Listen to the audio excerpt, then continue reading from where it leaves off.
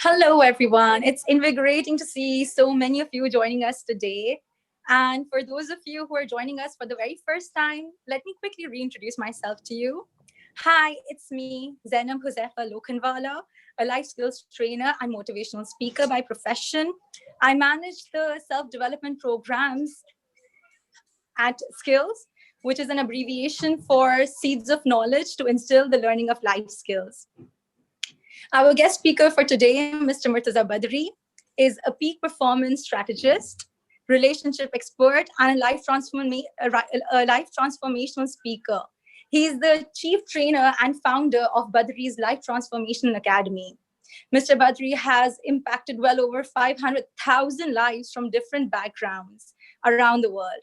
Thank you so much for joining us today, Mr. Badri. Thank you so much for having me, Zainab. Pleasure. Unfortunately, Sir Nadeem, who is not well, he won't be able to participate with us today. Okay. We wish him a good health and a very quick recovery. I was looking forward to meeting him anyway. Yeah, we were all waiting to hear from him. Maybe next time, inshallah. So today we are here to discuss the most crucial factor that determines the success of any nation: parenting. The real power of any nation lies in the hands of its youth. Its hope, its prosperity, it lies in the hands of its youth.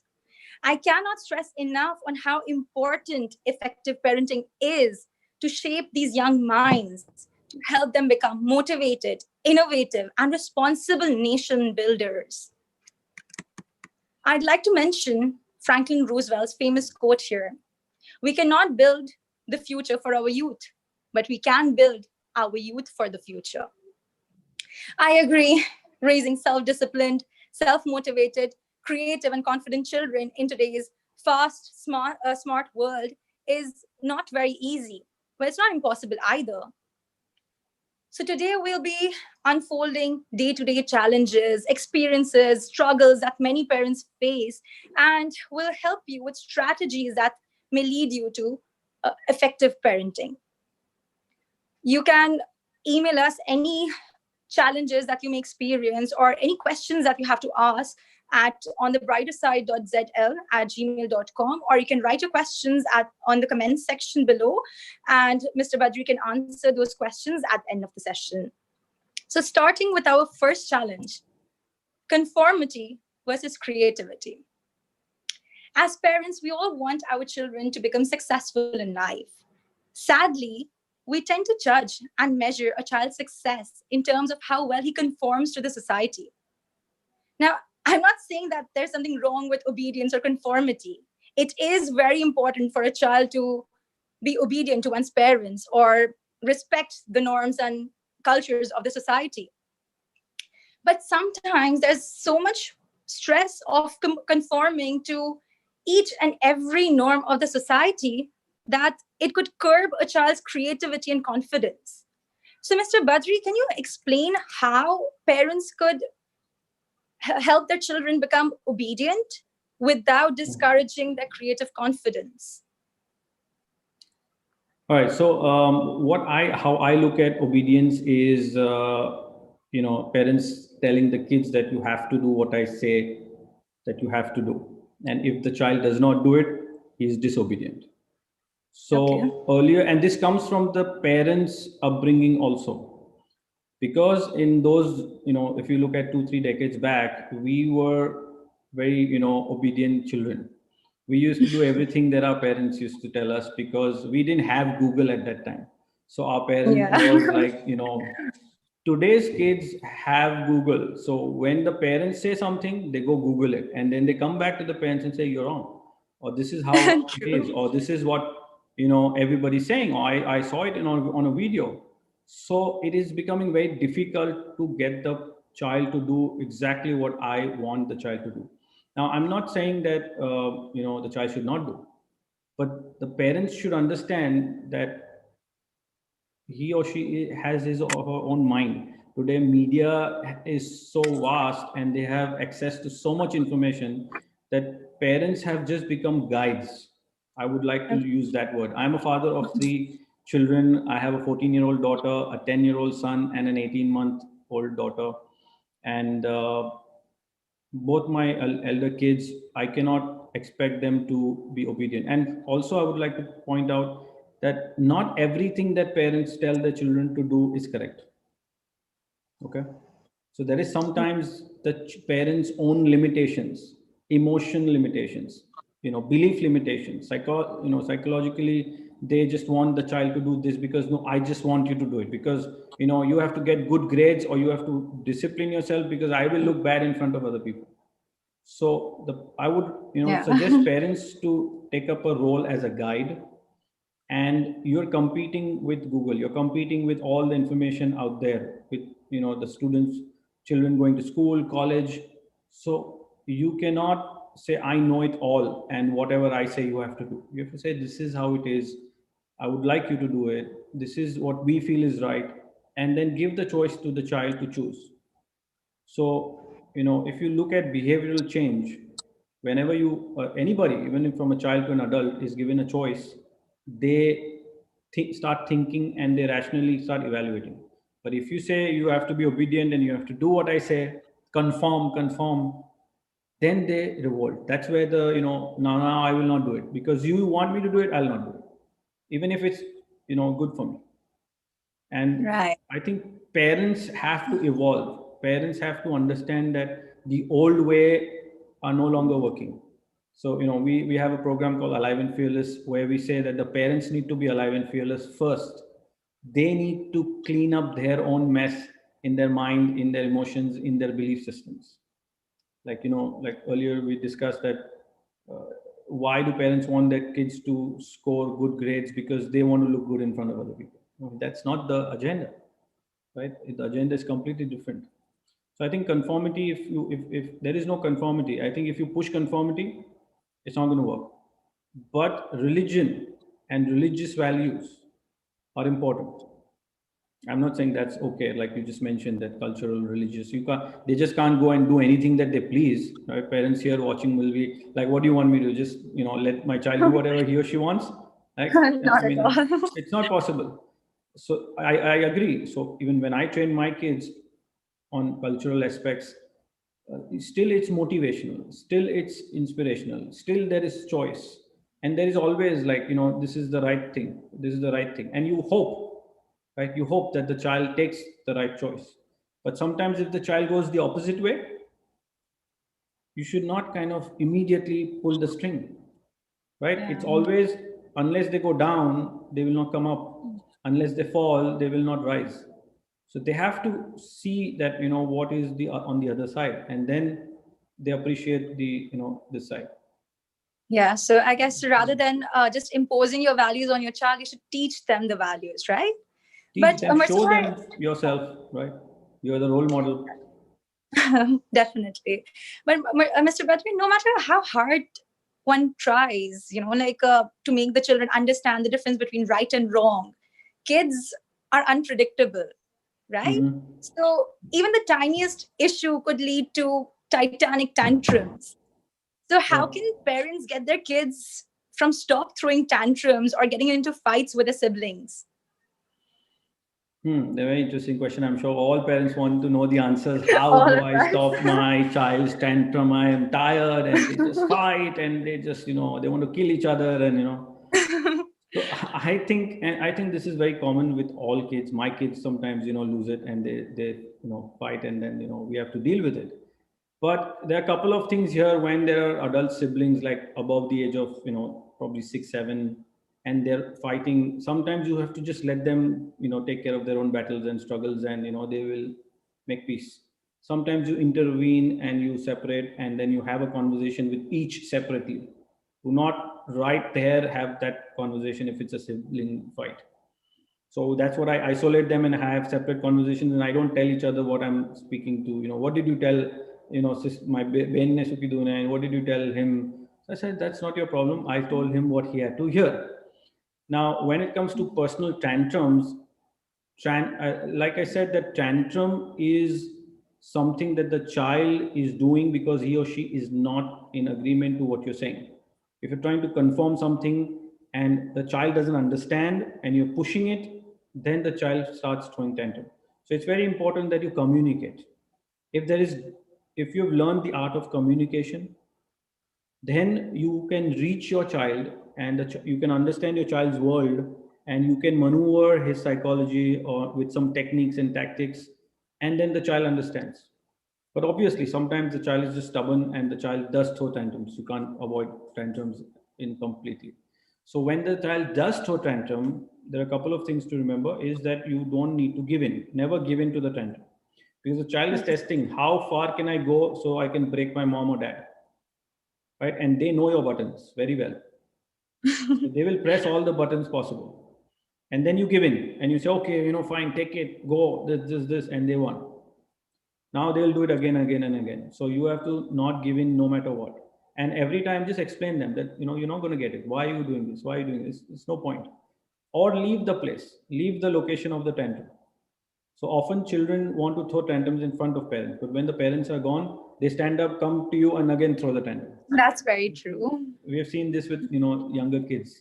So you just have to leave, and then finally they get it. They get it that mom, dad is not going to budge. So they just stand up and they just go about their business. Now, in case it goes extreme and it goes into a loop, sometimes the kids go in a loop. They just throw and they go, they can't cognitively think. Then you give some affections. Go hug the child, pick the child up, hug the child. Again, talk to the child. What's the point? There's no point. You're not going to get it anyway. Don't give in. And also, I want to add that when you're living in a joint family and when there are other, grandparents and other people, they will say, give in, sukam, bacha naam kare, this and that, and So you have to draw the line that when I'm training my kid, please nobody come in between. So this is kind of a training, right? If the child knows that grandfather, mother will give it to me, then they'll go throw tantrum there, and then you look like the person who is against, like an enemy. Yeah, like an enemy. So without the child in the picture, you have to have this one-on-one conversation with your adults that I would request that when I'm training my kid, because let's get it, the grandparents who are watching this, I mean, your generation of parenting was very different. If you try to use your generation parenting on today's 21st century kids, it's not going to work. It's really not going to work. Okay. Thank you so much for sharing your views. And Mr. Badri, one strategy that is widely used to motivate children to show positive behavior is by rewarding and punishing them. So how effective do you think is this system of rewards and punishment? Will it work with the 21st century kids today? I don't think we need any rewards, neither we need punishment. That's an old method. Why I think so is kids need to understand that whatever they're going to achieve is for their own good. It is not for the parents. It is, you become well educated, I'm not going to benefit. If you become a doctor, engineer, if you study, if you get successful, I'm not going to benefit. The problem is the parents think that I want you to become this. The parents have to step out. It's the child's life. If you're a doctor, you want your child to become a doctor because you're a doctor, it doesn't work. So you need the child to do whatever he or she wants to do. But now you're so stuck because you're stuck with your mindset, and you want the child to do this XYZ thing. And how do you get the child to do it? So put a reward. If you get this score, iPhone. If you get this score, a laptop. If you do this, then a bicycle or whatever. And the child is only doing it for that reward, and he or she has no interest in what he or she is doing. And he'll say, okay, here, the score, here's the card, here's the marks, here's the certificate. Now give me my thing. And they hate it. In fact, they hate doing that for the reward. Yeah. So I think that today's generation is I will give it to you anyway. I want you to give your 100%. That's all I want you to do. And if you fail, it's okay. If you don't score, that's also okay. I will still get you what you want. Don't pressurize the child with a reward, because then he is just doing it for that reward. And by the way, after school... Yeah, it's just completely... Yeah, go ahead. Sorry, yeah, it's just then completing that task. It's it just seems an obstacle in a way of getting the reward. So they just want to get done with the task, ignoring the values learned, and they just want the reward. Yeah. And because they're doing it with so much pressure for the reward, they start developing hatred for what they're doing. And they're like, I'm never going to look at this ever again, because this guy, this thing had to me because of that reward, I had to do this. So there's no point. There's no point. And what happens when they go to what happens when they go to do a job? If you train your child with a reward system, well, when they step out in the real world, there's no reward. You have to put your head down and work and work and work, and sometimes months and years, no reward, no appreciation also. So then the child is absolutely traumatized that, oh my God, nobody's willing to give me any reward, So that's how life is. So prepare your child for the real life, which is outside the comfort of your home. Thank you so much. Yeah. Okay. So, Mr. Badri, another argument that always comes up is when you're spending on your child. So as parents, we believe that, no, we're working so hard to, if not on the children, then where do we spend all the wealth that we've earned? But is it okay to spoil your kids by giving them everything that they ask for? How can we teach them the value of money? Well, to teach them the value of money, obviously, if you shower your children with all the luxuries and everything before they even ask and you give it, there's no way they're going to appreciate money or, struggle or, that you've earned it. So I see a lot of parents, they're like, I did not get this in my childhood. I struggled for money. I came from a poor background and I slogged and I know the pain of not having stuff when you need it. So I don't want my child to ever feel like that. That's ridiculous, right? Because you earned your money, because you struggled, because you got it the real way. And now you're depriving your child of the real learning, which is by hustling, by struggling, by launching something and it going flat because it didn't work. So you didn't do the right thing. So my suggestion, if you're wealthy, rich, if you can afford, please don't give everything to your child. Let your child go one step at a time. Now, having said that, we didn't have cell phones, we didn't have laptops when we were young, right? So I'm not saying that don't give your child technology. I am for giving children technology, right? As young as 8, you can give a tab, you can give a phone at 10, you can give a laptop at 12. It all depends on how the child is using the technology, and you have to train the child. But don't give him the best of the best. I give my children second-hand things which are like slow and sometimes broken and sometimes used. I never buy them, brand new stuff, because I want them to struggle. I want them to see that, this is where it starts. And then when you come to an age, or when I see you using the technology in a right way, then maybe if you've earned it, then I will get you the good stuff. Right? So you have to earn it. Give them a weekly, allowance based on whatever you feel like, so it would be in India, just like a ballpark would be like 1,000 rupees a week, maybe, if you can afford. So it's a 4,000 per month, and then they let them save the money and let them buy whatever they want to buy. And you can say, if you save 50%, I'll add another 50%. So at least it's their hard saved 50% in the whatever they're buying. So that's how and then ask them for an account at the end of the month before you give them more money. That, okay, tell me where you spent your 4,000. Give me an account. Show them, teach them first, okay? Before you expect anything, teach them. And once they, give you the accounts, then the next month allowance should start. Otherwise, you should, and just keep it like overall. You don't want like every penny accounted for. So I think that's how they learn accounting, budgeting, saving, and value for money. Yeah, that would be just very helpful. Thank you, Mr. Badri. Now, moving on to discussing teenage, a stage that intimidates most parents. The transition of kids into young adults is often marked by role confusion and identity crisis stemming from physical changes in the brain and the hormones and emotional changes, along with growing independence and overwhelming peer pressure. What parents need to understand is that your child is developing. He's trying to adapt to these changes. He will behave differently, and it's okay for him to behave differently. The transition period might seem a bit difficult, but eventually the caterpillar does transform into a beautiful butterfly. The relationship of a parent and child is only at a risk when the parents fail to adapt to these changes. So your child is growing. Stop treating a child as a kid if you expect him to act like an adult. I understand it could be alarming to see your child succumbing to peer pressure. And the best thing you could do is take a deep breath and calm down. If you overreact at this point and frantically lecture your child and start imposing restrictions on them, whom to meet, where to go, what to watch, it might just result in your child hiding things from you. You wouldn't want that. So don't do that. Don't ruin your relationship with them.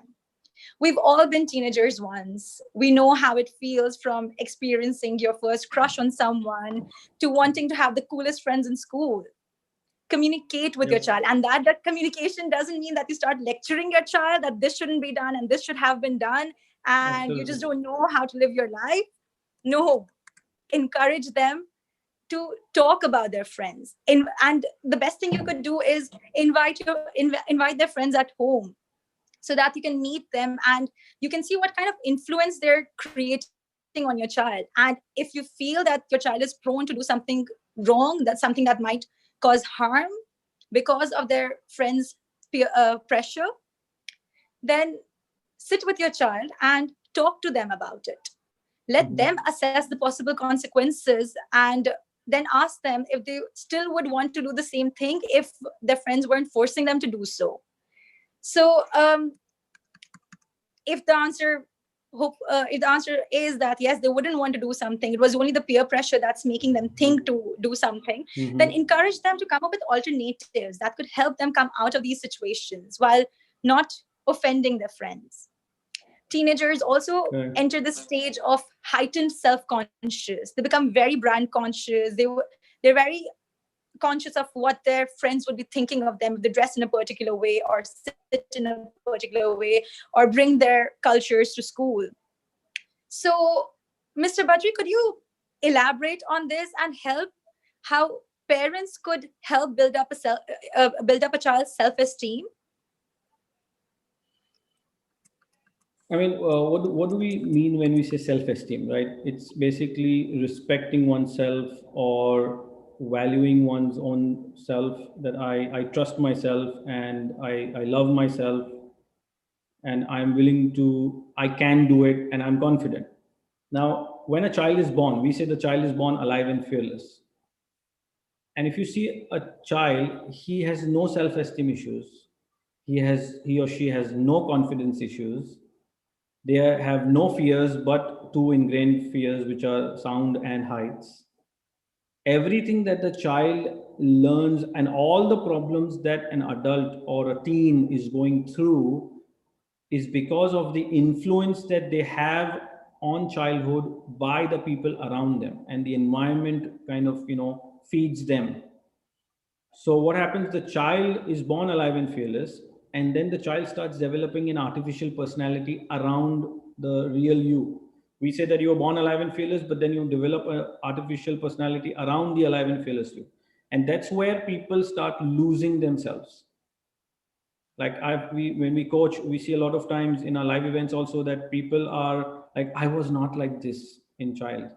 I am not this kind of a person that you see right now. I have lost myself. What kind of person I was when I was, young or whatever. So one has to understand that it is the environment that is making you doubt yourself. If you go to school, college, teachers label children. You're dumb, you're stupid, you're good for nothing, you will never succeed. Parents sometimes label children. And they are attacking the person, the child, rather than addressing the problem, the behavior. So the problem is always the behavior, not the child. But if you keep attacking the child, you are good for nothing and I'm sick and tired of you. And, this is an extreme case which I have also dealt with, that the parent is telling the child, why were you even born? Okay. This might shock a lot of parents, but out That's of quite harsh. whatever things that the mother or father is going through, why were you born? And it was a mistake that you were born. Now imagine, I don't care whatever the age is. If you hear this from your own parent at whatever age, that's like Will it the break end you? game. Yeah. That's like, oh my God, my parents who were God for me is telling me that why were you even born? So now obviously maybe the parents are regretting it. parents also have their own set of problems, and marriage problems and health problems and finance problems and stuff like that. So they leash out on their kids, and I think that makes the child start doubting his or her own self. So parents need to really step up, and begin transforming their thought process, their parenting skills, their own life. And we see that once parents are living an alive and fearless life, when parents are happy, most of the problems are solved, right? You see all these children problem, and child is low on self-confidence because the parent is bashing the child up. So I think parents need to step up if you want your child to be confident. Now, one more thing happens is the parents themselves have a horrible environment. There's negativity, there is yelling, there is all sorts of abuse happening in the house. And then when the child is not performing, when the child is fearing something or having low self-esteem, the parents are giving them lectures that you have to do this and you should not do this and you should not do this, and the child is like, he can't comprehend. He's like that. It doesn't make sense to me. If you don't love me, and if you're telling me all these negative words, how am I going to go outside the house and stand in front of the society? So I think it all starts from within. And don't push your child. If the child is low on self-esteem, you need to give the child more love, more space, more inspiration, motivation. So I think that's what works. And let the child fail. It's okay. Just say that, okay, just go and attempt. It's okay if you fail. We don't care. Yeah. Okay, so it's just like, if a plant is wilting or has some issues, you don't trample on it. You just like pull out the weeds or try to water the plant. Yeah. You just nurture them instead of causing more harm with your words. Yeah, this movie, Amir Khan's movie, where he gives an example that a tribe, when they want to kill a tree, they surround the tree. The tribe goes and they start cursing the tree. They start saying bad things to the tree, and within a few days the tree just withers and dies. And this is a true story. This is a true fact that is happening. And if you imagine a tree can die with so much negativity, imagine what happens to a human child. Yeah, it's just shattering their personality. Yeah, absolutely. And this comes all out later, mid-age crisis. You might not see it in immediate. Yeah, the cycle just continues. Yeah. Okay, so moving on to a very critical and mostly stressful field that is greatly used to rate your parenting success. It's the academic success. This often puts a lot of stress on the students, stemming from the parents' expectations. And as we just discussed earlier, that you just want your child to score an A because your neighbor's son just scored an A star. So yes, academics is important, but the grade race could just ruin a parent-child relationship and develop anti-school behaviors for the children who fall back. Mm-hmm. So, Mr. Badri, how can parents motivate their kids to study without triggering stress? I think if parents want to make their children study without stress, then just let them study what they want to study, how they want to study, and don't focus so much on academics. Focus on education. We from childhood have been taught that, okay, if you get a degree, if you complete your graduation or become a master or become a PhD or become a doctor, lawyer, or whatever, your life is set. That's further from the truth. That's like utter nonsense in today's age, because I have seen doctors struggle, I've seen lawyers struggle, I've seen architects struggle. They are not even financially stable. Okay, they're like hand to mouth. So what's the point of having the degree? The idea is self-education. The idea is acquiring knowledge out of free choice. So a child might score horrible in science, but be very good in art. He might be good in athletics. He might be good in something else. You cannot force your child to be number one all the time. And there is no point in number one. Okay. All the parents who are listening, if your child is number one in class, does not mean he or she is going to be successful in their life. That just means they know how to memorize things and put it on paper or say it in oral. That's it. The school game is memorization. The more memory you have, the better grades you have. That's not going to cut it. So in today's life, you need life skills. life skills, which you talk about, right? In skills, that you need skills which are apart from school. School is doing their job. I'm not against school, right? Put your children in school, but don't depend on the school. The school is just doing 10%, is, keeping your child busy from morning to evening, getting them active, getting them social, they're meeting friends, all of that is happening. But your child has to be, you have to expose your child to books, to online courses, to software. My son Abbas is enrolled into a photography course on Udemy. Okay. So he likes photography. He's taking photographs of, where we are right now in US, and he's like interested. So he started watching YouTube videos. I said, go to Udemy. He searched on Udemy. He came up and said, I want to buy this course. I said, okay, buy it. I'll take it for you. Now he's watching that course. My kids are doing homeschooling, so they're on Byju's. We are in US, and because of the pandemic, it's all online. So I said we'll take a break 1 year. So both of them are off school. They're just doing homeschooling, and their education is on, right? Life skills is on. I'm giving them all the experience. Exposing them to all sorts of skills. So that's important for parents to understand that whatever your child is showing interest in, let him or her do. It doesn't matter if your child fails. It doesn't matter if he loses 1 year. It's okay. Oh my God, my child is going to lose a year. So what? Right? Experience is important.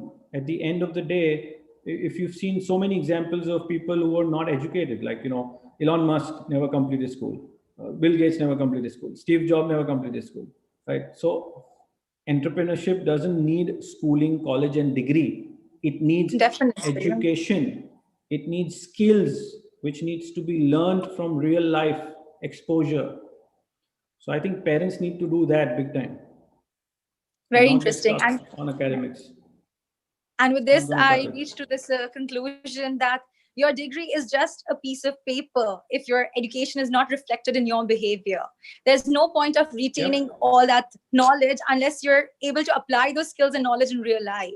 We've seen so many people holding double master's degrees and PhDs, yet this seems so lost. They haven't received the job of their dreams. And like Correct. we just discussed, that Albert Einstein was Hmm. drop out of school, and Bill Gates and Steve Jobs have never been to universities, yet they're soaring to summits of success. They have been So called to the a good same university to give the speech from which they dropped out. Mark exactly. Zuckerberg never completed, but he went back to the university to give a speech. And And now also, I want to add here that academics is one aspect.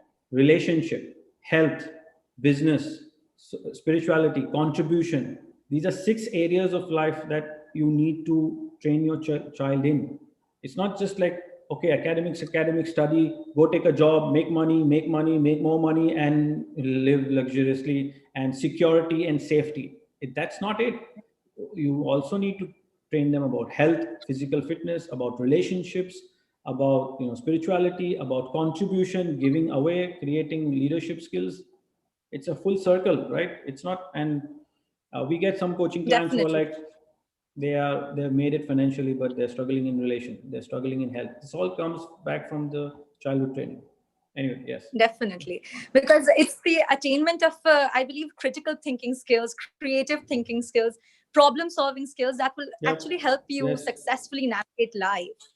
And I Absolutely. feel Yeah. proud to be associated with skills which offers a comprehensive range of programs, Mm-hmm. exercising a child's creative thinking and critical thinking skills, increasing their self-esteem and confidence by helping them develop effective public speaking skills, and empowering them to become competent leaders and better advocates for their ideas. And it's heartening to see that schools in Karachi are now realizing the importance of instilling these life skills at a very early age, where some schools sign up for our personality development module as an after school enrichment program. Schools like the Learning Tree, which is an authorized IB World School, has incorporated our Think Aloud, Speak Impromptu program in the school's curriculum, offering it as a regular school subject for all of its senior school students. So the trends are changing in education, and I'm glad that they Mm-hmm. are. It's Mm-hmm. very important for children to explore their lives through application based learning modules and interacting with people. You can't have your kids sit with gadgets all day. instead of playing shooting games on phones, let them go out, run around and compete with friends.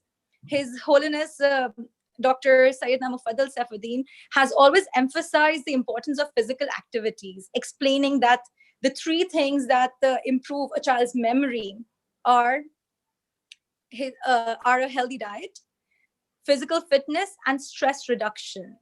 Even the American Institute of Cancer recommends in their research that consistency in fitness can prevent diseases like cancer too, along with providing many other physical and mental health benefits.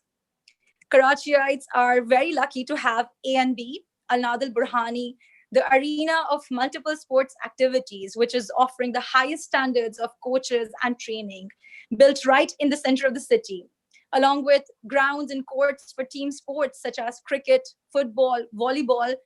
Nadir Burhani also has facilities for exciting activities such as horse riding, archery, and a state-of-the-art gymnasium. It also offers facilities for indoor games such as table tennis, snooker, carom, and kids' play areas. Facilities such as an Olympic-size swimming pool, bowling alleys, and courts for playing squash, badminton, volleyball, and basketball, and many other state-of-the-art and international level facilities are under development and will reach completion soon, inshallah. Al Nadal Burhani has hosted many sports events and inter-school sports tournaments, and one of its upcoming projects is to bring a complete fitness program for the kids that focuses on fun rather than formal exercise routine. We shall be hosting a detailed session on the importance of health and fitness, especially for children, soon, because it's a healthy body that nurtures a healthy mind. You can follow us on our Instagram page and subscribe to our YouTube channel to receive regular updates about future programs. And kindly email us any questions that you have, and we would like to move on with our question and answer session. Thank you so much, Mr. Badri, for giving us your time. And we've received a few emails, and I would just like to read one of them. Okay. Is it a question? Okay, yeah. So the first question that we received is, how much screen time is enough for a child? It depends on the child's age. Okay. So I think if the child, so I'll talk about my children.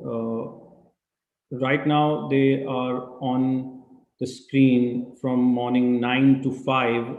They are working on education, and they're learning and all of that stuff. So if it's in front of a computer and not a tab or a phone, and they're doing some academics, then that's fine. Obviously that's not the question. The question is that they're on a phone and they are playing games and they're doing all these social media and other activities apart from education. I think an hour a day, an hour and a half a day should be more than fine.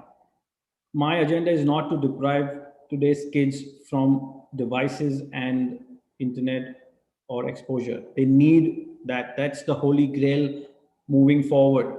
Okay, if you deprive your child from technology, they're going to look dumb in the future. They're going to have no clue what's happening. So the idea is to equip your children with device internet, but educate them, guide them, tell them this is the restriction, this is the time, and this is the time for a laptop, a desktop. And if you have to give your phone, tell them you're not allowed to watch videos, no video games, no nothing on the phone except what they can do on the phone. Or maybe, maybe talk to a friend, because kids are home, so they do Skype, they do Zoom, and they speak to their friends. So that's fine. And that also, they need to do it where you can see them, maybe not like in the corner of their room. And maybe sometimes depending on the age, so my daughter gets some private time, she is more matured. My son, I have to keep a vigilance on him because he starts watching game videos and stuff like that. So I think it's you need to just play it. It's like if you pull too much, they go deeper inside.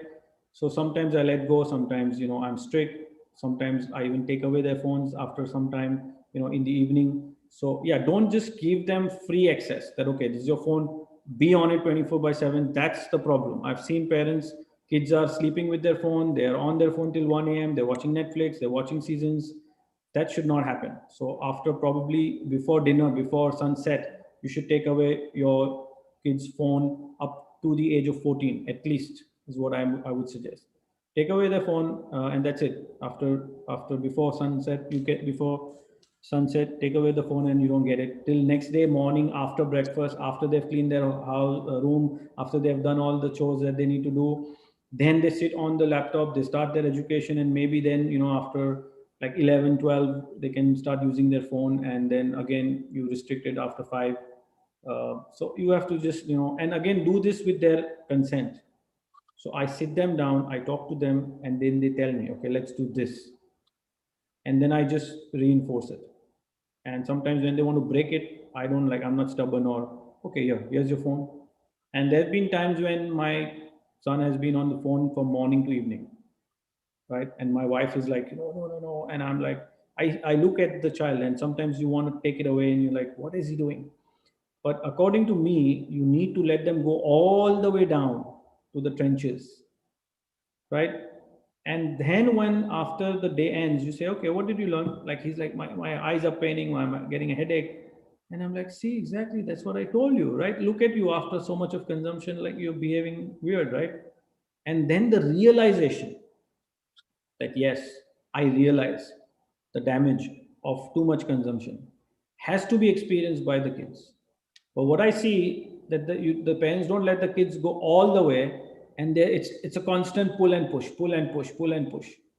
It's just like how we discussed earlier on imposing your restrictions on the kids. Yeah, That doesn't yeah. really Let them help. fall, let them bleed, let them get a headache.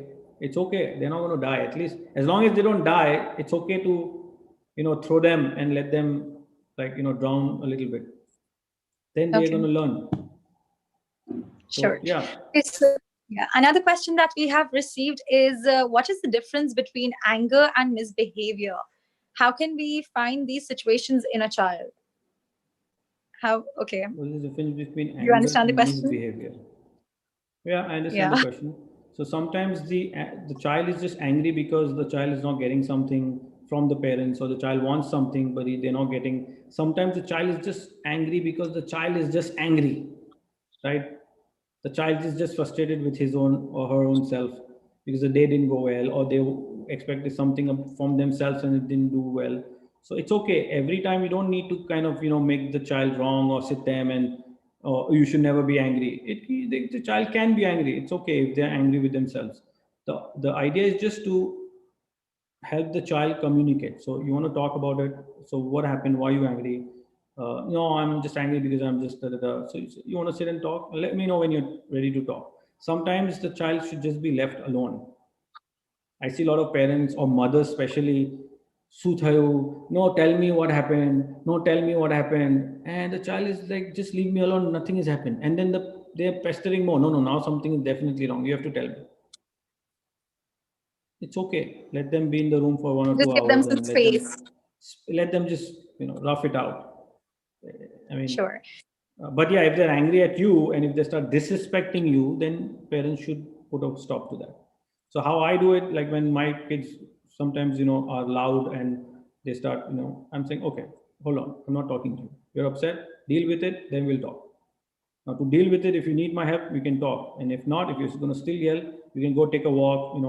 Just do whatever you need to do, and just calm down, and then we'll talk. So don't accept disrespect, no matter what, because once you allow your child to disrespect you or hit you or push you or say bad things to you, and you're like, it's okay, he's a child, she's a child, they didn't really mean it.